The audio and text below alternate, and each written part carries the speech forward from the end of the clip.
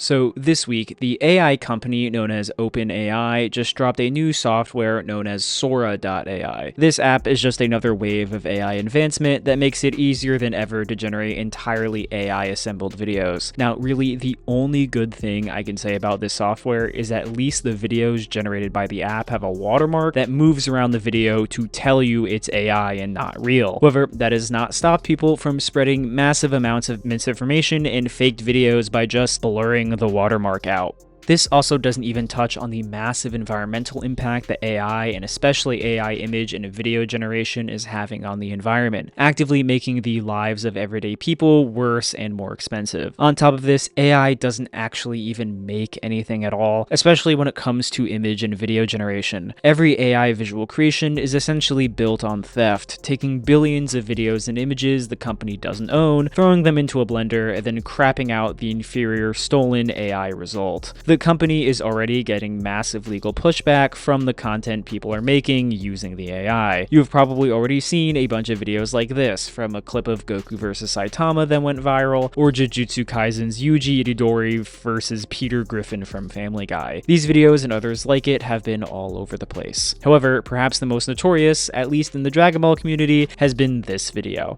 Here, Vegeta, the Patara. Let's finish this together. I still hate the idea, but fine, let's end it! Put it on! All right, Vegito is back in business! I don't need to tell you that this video is terrible. Clearly, this video was taken from and trained on a dataset made from the Dragon Ball Super anime. Hell, you can almost see how it just remade the scene from the Goku Black arc when Goku and Vegeta fuse into Vegito. You see Goku with a broken arm talk to Vegeta, who is somehow wearing gloves but not his Saiyan armor. Goku hands Vegeta a Patara earring, and they put it on, only for the earring to somehow magically switch to Goku's other ear, and a third earring to somehow still exist in Goku's hand. The earring begins to randomly flash as the two of them just explode with light, revealing who is supposed to be Vegito, but instead is a character we have never seen before, and who might quite possibly be one of the ugliest Dragon Ball characters ever designed. They're almost like Veku, somehow taking the worst parts of both Goku and Vegeta's designs and making them even worse. Starting with that hair, it is a complete mess and way too pointy compared to how actual Super Saiyan hair is supposed to look. They also have an even bigger forehead and worse hairline than Vegeta, making them look like Heihachi from Tekken. The fit is also atrocious. The AI clearly tried to copy both the clothing from the Fusion Dance characters like Gogeta with the flowing belt and vest, but also tried to combine Goku and Vegeta's outfits like they do for Vegito. The result? The most doo-doo fit ever. The belt and pants being the same color, and the most lame featureless vest that matches the pants. This is straight ass, bro, I can't lie to you. Also, somewhere along the line, the Patara earrings just disappear from his ears, so I guess Goku and Vegeta are trapped forever fused in AI hell. Now, this video could have just been forgotten and casted away like the millions of other AI videos made by Sora and other applications like it, but instead, something kind of incredible happened. While the video was posted and probably generated by an American, the video somehow managed to reach the Japanese side of the internet and Dragon Ball fandom, and almost overnight, this AI slop Vegito had become his own character through fan works and fan art. He is neither Goku nor Vegeta, nor Vegito and Gogeta. He is Kakata. Beginning with this incredible drawing by the artist Kazu Max, Japanese fan artists began drawing their own interpretations of Kakata, using the hashtag Omaimo cho Kakata o Gekani ka, or in English, why don't you draw Super Kakata too? From this, the lore of Super Kakata has been rapidly expanding through fan arts of the character made by mostly Japanese artists, to the point where Kakata is getting his own fully animated shorts. Some artists emphasize his goofy design, the fusion having a massive body and hair, but a ridiculously tiny head and terrible hairline. Others have decided to take the design and fully make it badass and realistic for Dragon Ball, giving him proper proportions, better hair, and adjusting the outfit so it isn't complete doo-doo butt. From here, we can actually begin to explore the lore of Super Kakata from these fan arts, looking at his personality, how strong he is, what he can do, and who he has fought.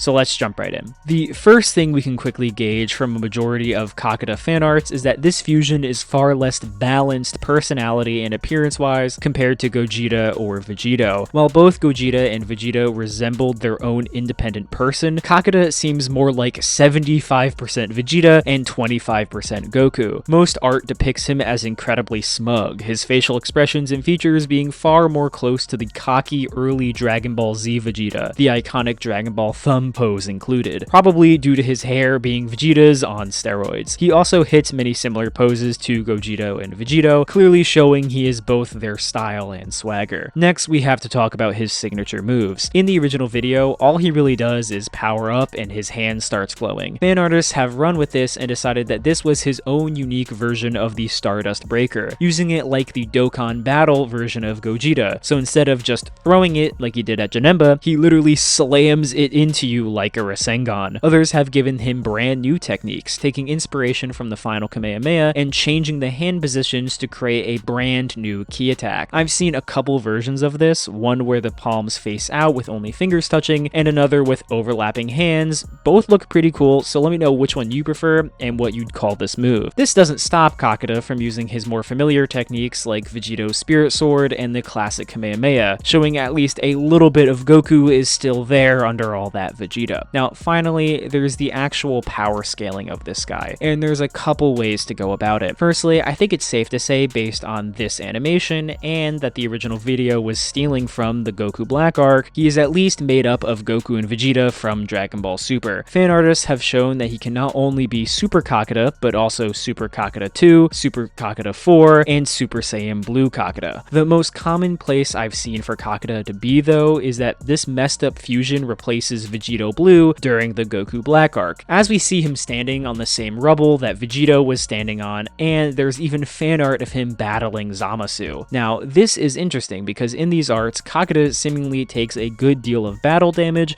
but doesn't seem stressed at all while fighting Zamasu, while Zamasu seems terrified and on the back foot. So taking all of this together, this is what I think the power scaling and lore for Kakata should be.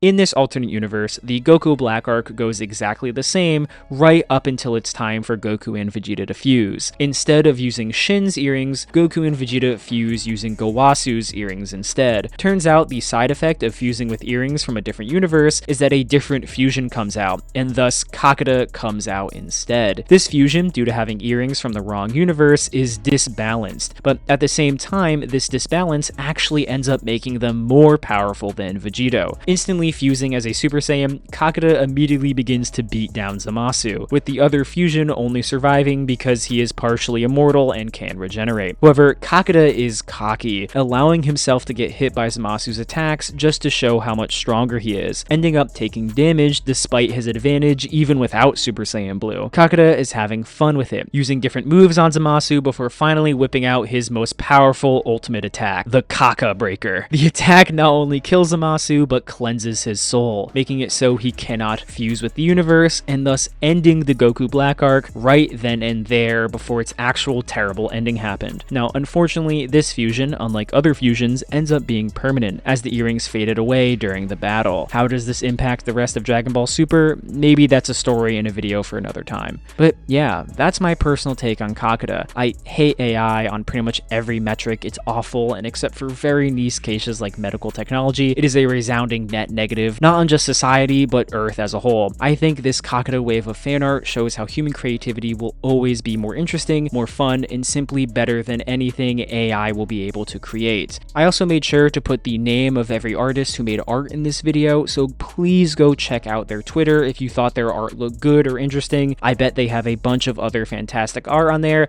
that isn't just Kakata.